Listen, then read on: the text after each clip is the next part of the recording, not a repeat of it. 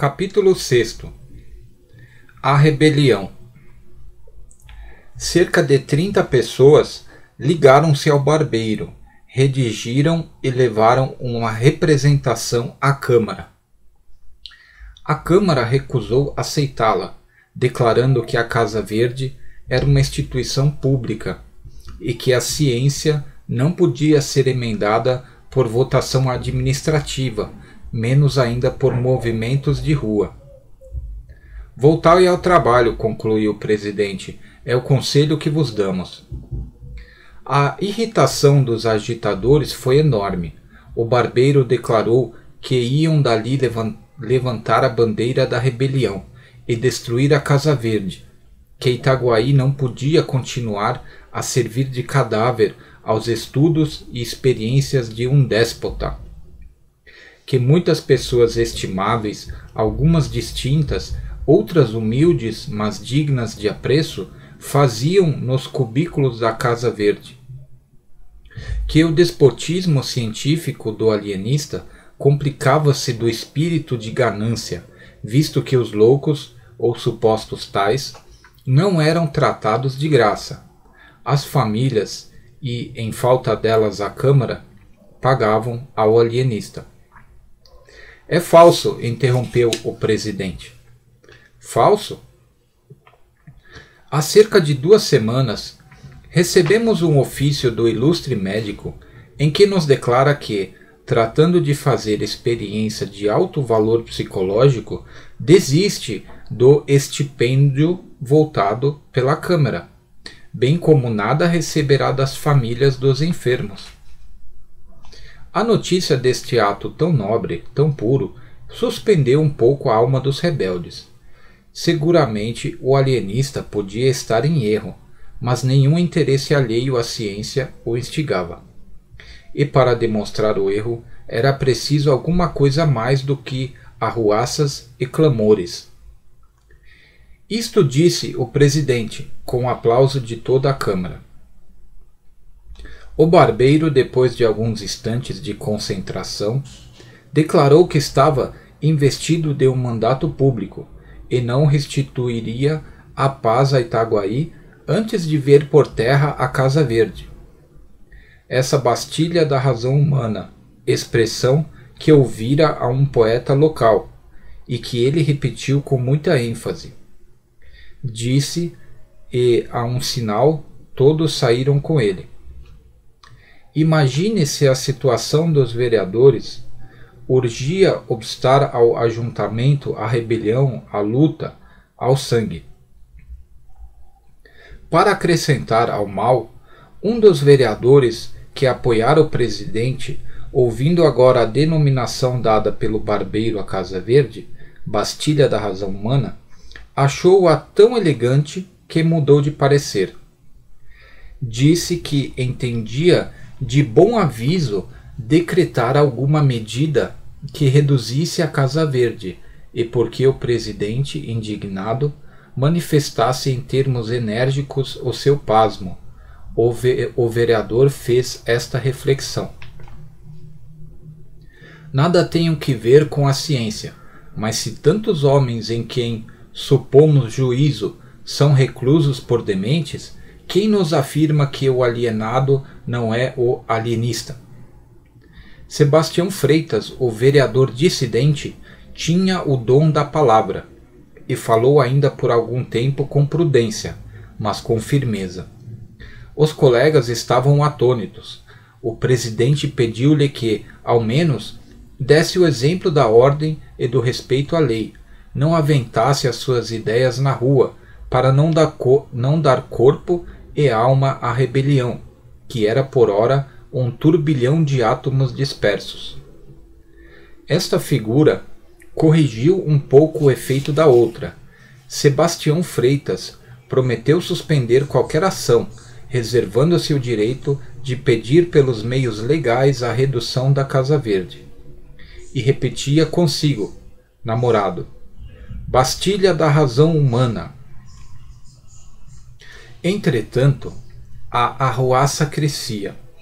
Já não eram 30, mas 300 pessoas que acompanhavam o barbeiro, cuja alcunha familiar deve ser mencionada, porque ela deu o nome à revolta. Chamavam-lhe o Canjica, e o movimento ficou célebre com o nome de Revolta dos Canjicas. A ação podia ser restrita, visto que muita gente, ou por medo, ou por hábitos de educação, não descia à rua, mas o sentimento era unânime, ou quase unânime, e os 300 que caminhavam para a Casa Verde, dada a diferença de Paris a Itaguaí, podiam ser comparados aos que tomaram a Bastilha.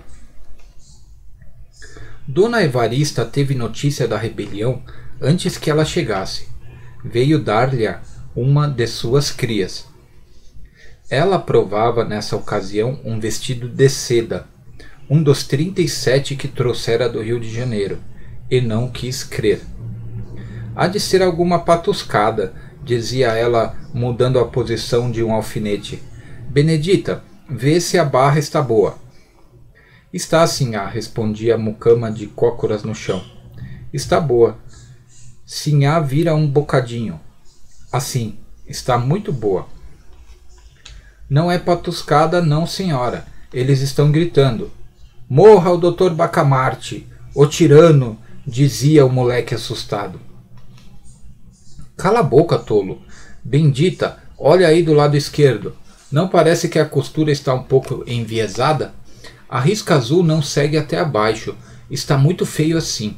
É preciso descoser para ficar igualzinho e... Morra o Dr. Bacamarte! Morra o tirano! Uivaram fora 300 vozes. Era a rebelião que desembocava na Rua Nova. Dona Evarista ficou sem pinga de sangue. No primeiro instante, não deu um passo, não fez um gesto. O terror petrificou-a. A mucama correu instintivamente para a porta do fundo. Quanto ao moleque, a quem Dona Evarista não dera crédito, teve um instante de triunfo, um certo movimento súbito, imperceptível, entranhado, de satisfação moral, ao ver que a realidade vinha jurar por ele. Morra o alienista! Bradavam as vozes mais perto. Dona Evarista, se não resistia facilmente às comoções de prazer, sabia entestar com os momentos de perigo. Não desmaiou, correu à sala interior onde o marido estudava. Quando ela ali entrou, precipitada, o ilustre médico escrutava um texto de Averroes.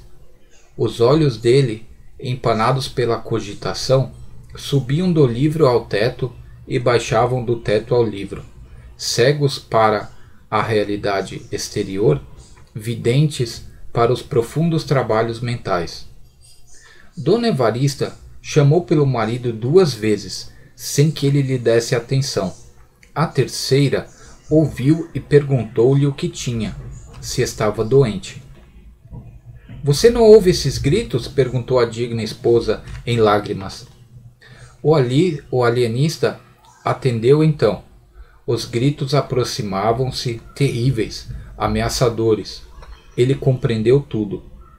Levantou-se da cadeira de espaldar em que estava sentado, fechou o livro e, a passo firme e tranquilo, foi depositá-lo na estante. Como a introdução do volume desconcertasse um pouco a linha dos 2 tomos contíguos, Simão Bacamarte cuidou de corrigir este defeito mínimo e, aliás, interessante. Depois disse à mulher que se recolhesse, que não fizesse nada. Não implorava, digna senhora. Quero morrer ao lado de você. Simão Bacamarte teimou que não era caso de morte, e ainda que o fosse, intimava-lhe em nome da vida que ficasse. A infeliz dama curvou a cabeça, obediente e chorosa. Abaixo a Casa Verde! Bradavam os canjicas. O alienista caminhou para a varanda da frente e chegou ali no momento em que a rebelião também chegava e parava, defronte, com as suas 300 cabeças rutilantes de civismo e sombrias de desespero. Morra! Morra! Bradaram de todos os lados. Apenas o vulto do alienista as somou na varanda. Simão Bacamarte fez um sinal pedindo para falar. Os revoltosos cobriram-lhe a voz com brados de indignação. Então, o barbeiro, agitando o chapéu, a fim de impor silêncio à turba, conseguiu aquietar os amigos e declarou ao alienista que podia falar, mas acrescentou que não abusasse da paciência do povo como fizera até então. Direi pouco, ou até não direi nada, se for preciso. Desejo saber primeiro o que pedis. Não pedimos nada, replicou fremente o barbeiro. Ordenamos que a Casa Verde seja demolida, ou pelo menos despojada dos infelizes que lá estão. Não entendo. Entendeis bem, tirano, queremos dar a liberdade às vítimas do vosso ódio, capricho, ganância. O alienista sorriu, mas o sorriso desse grande homem não era coisa visível aos olhos da multidão. Era uma contração leve de 2 ou 3 músculos, nada mais. Sorriu e respondeu. Meus senhores, a ciência é coisa séria e merece ser tratada com seriedade. Não dou razão dos teus maus atos de alienista a ninguém, salvo aos mestres e a Deus. Se quereis emendar a administração da Casa Verde, estou pronto a ouvir-vos, mas se exigis que me negue a mim mesmo, não ganhareis nada. Poderia convidar alguns de vós, em comissão dos outros, a vir ver comigo os loucos reclusos, mas não o faço, porque seria dar-vos razão do meu sistema, o que não farei a leigos, nem a rebeldes. Disse isto o alienista, e a multidão ficou atônita. Era claro que não esperava tanta energia e menos ainda tamanha serenidade.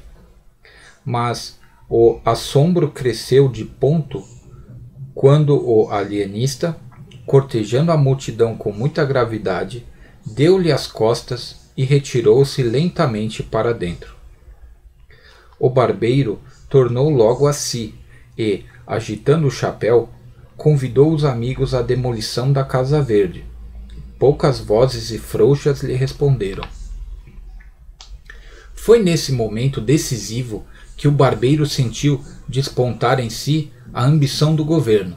Pareceu-lhe então que, demolindo a Casa Verde e derrocando a influência do alienista, chegaria a apoderar-se da Câmara, dominar as demais autoridades e constituir-se senhor de Itaguaí.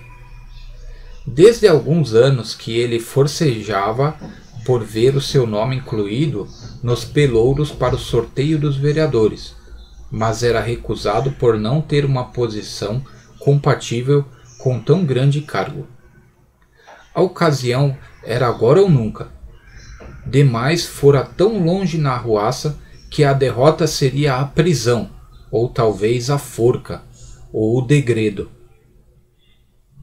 Infelizmente, a resposta do alienista diminuíra o furor dos sequazes. O barbeiro, logo que o percebeu, sentiu um impulso de indignação e quis bradar-lhes: canalhas, covardes! Mas conteve-se e rompeu deste modo: meus amigos, lutemos até o fim. A salvação de Itaguaí está nas vossas mãos dignas e heróicas. Destruamos o cárcere de vossos filhos e pais, de vossas mães e irmãs, de vossos parentes e amigos, e de vós mesmos. Ou morrereis a pão e água, talvez a chicote, na masmorra daquele indigno. A multidão agitou-se, murmurou, bradou, ameaçou, congregou-se toda em derredor do barbeiro. Era a revolta que tornava a si da ligeira síncope e ameaçava arrasar a Casa Verde. Vamos! Bradou Porfírio, agitando o chapéu. Vamos! Repetiram todos. Deteve-os um incidente. Era um corpo de dragões que, a marche-marche entrava na Rua Nova.